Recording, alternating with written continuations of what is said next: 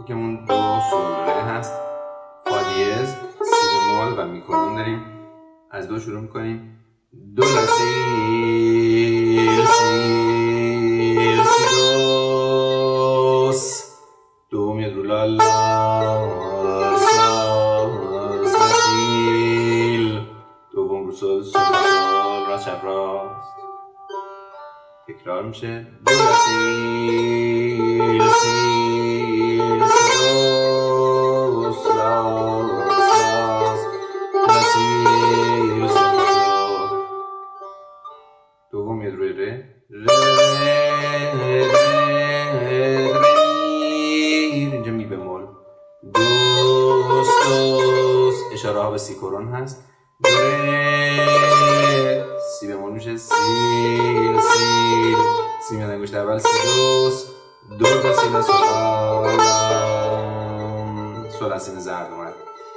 دو سیل سیل سی دوس.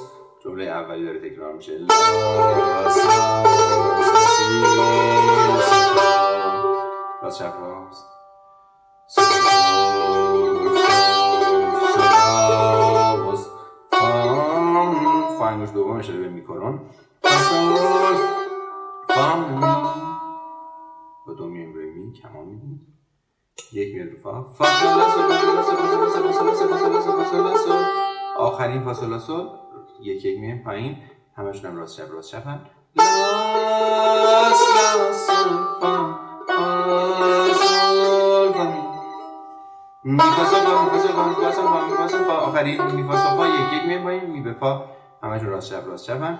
سول لا سول سول راست چپ راست فا می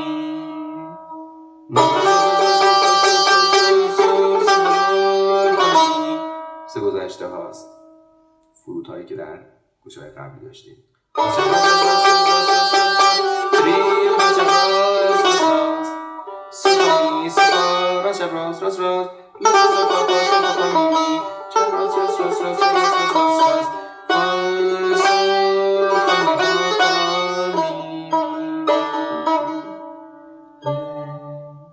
روی ره ایست میکنیم.